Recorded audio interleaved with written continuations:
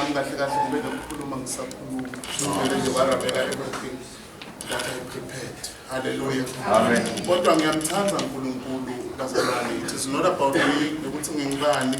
I'm just a nobody nje umfana nje wala. Hallelujah. Kodwa ngithanda ukuthi ngiphakamise ukhona baNkulunkulu. Yes, it is a man of education. Ukhona la uNkulunkulu asweta khona ngemfundo kuliqiniso. We don't want to speak much about ourselves. Let yakufaka lento uma sebathi khuluma ngawo. When uma singalanza kahle kahle ukuthi silanzwe 16 a day can end. Langa lingaphela ngikhumbula le tertiary days nangikhuphuka ngigibele ngiyakhumbula nalomjesu akale ngahamba ngawo.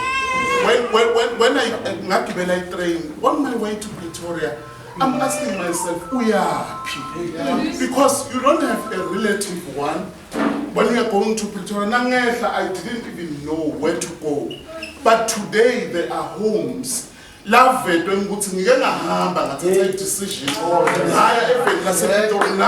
got people, they know where to go. I don't want to tell much about my life.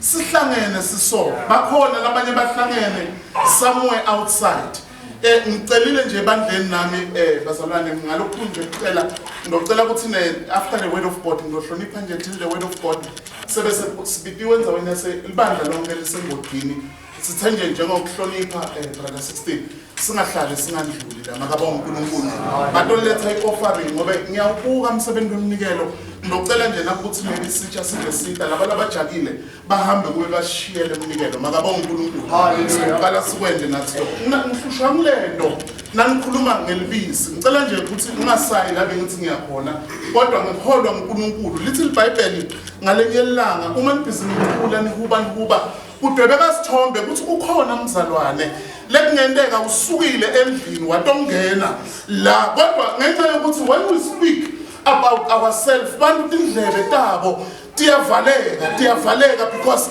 nakabuka impilo yakhe there's no hope nakabuka impilo yakhe ungeva bathi khona lo munye bekakhona la endlini kodwa brother 16 nakaphuma lo mzalwane nive bathi udilengisile wafa ngenxa yokuthi now churches have become so self-centered ukuthi sikhuluma ngathi nokuthi sinani and forget ukuthi kunemiphefumulo kunemuntu lotile la ungenteka ithi le indoda ngelengelanga ibata tingodo itifake emandini lithi iBhayibheli letingoma letakhona kusondzela tifike nanoma ngabe bese kuthiwa atikhulelwa kodwa automatically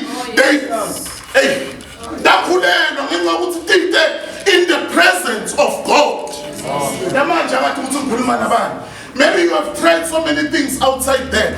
But manje ngekuta kwakho today we are going to say kule nkonzo uNkulunkulu khohlwa ngathi kodwa kukhona abantu kahle kahle bowuthi kudoba impela Musa namuhla.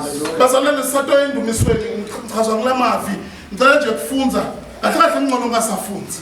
Verse 7 lithi iBhayibheli ngoba ngikhuluma ngendzaba yelibisi 16 yamhlupha kakhulu lithi nangisemntwana ngakudla lokulibisi kodwa nangikhula bazalwane kwendakalani na sengidla lokuqinile ngiyatibuta ukuthi when you come to us ukuthi wena uyashumayela unganalo lisu lekufundzisa uzuthi miss call ngelimi la live lentendela lona miss call to who because the aim is when you preach people must understand and align with you.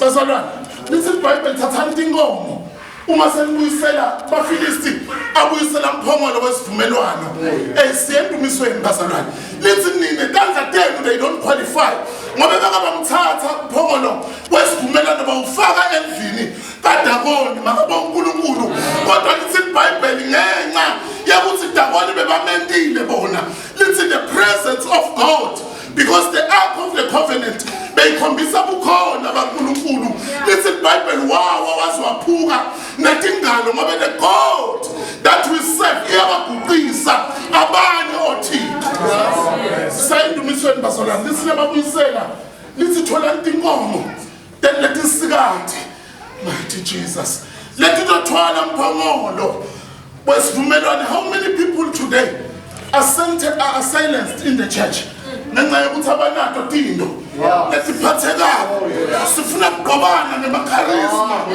If you don't have anything acquired, a say. Mighty Jesus. Funa ukukhuluma nemsalwane nje nomunye bakuthi kuyenteka ukuthi wewe uyaphonza khona bantu batosha ukuthi siyashiyela siya la, but ngiyakubuka mina kuhlubuka komsalwane ukuthi lithi iBhayibheli uma nithwala lo mphongolo akube dingomo letithanza kudala letisancelisako ivuta libisi, because now people who are carrying the ark is people without milk. That is why uma kutofika kubhotshwa lazoletha libisi endlini kaNkulunkulu ungasola as a general secretary uthi umlandzeleni le nkomazi obe nasi nawo lamanye ama-ark kodwa bayakhohlwa kwekuthi those who are carrying the ark ungenteka ukuthi basadzinga kudla nabo. I didn't want to say much about churches. It's a depiction ukuthi kahle kahle ezulwini sitokwe sithule nje ngiyabona bayahuba babazalwane kunalenye into ke bazalwane lengithatha kuyixwayisa sayinduliswe dinenge letinto bengicela those who are gifted vocal labanye sesihamba tukwa namuhla ngenxa ukuthi bathathe the pride bayithwala enhloko and then uNkulunkulu bahamba benda tinto leti bafake enkingeni. Now they are dead. Bantu sikhuluma nje they are no longer alive bashiye bantwana because now bathathe the ark bayenda kwangasuthi yabo kanti uNkulunkulu uma akuhambele uNkulunkulu akuhambele for that 3 years akukho ligcobo leli last forever. Ufuna ukuthi mina asivumeleni those who are anointed ukuthi basithwalele mphongolo wesivumelwano because they've got milk. Listen iBhayibheli kwaphuma instruction yathathana namankonyane la niwavalele ngathi ngiyabona labo bathwele mphongolo wesivumelwano kuyakhalwa ngale because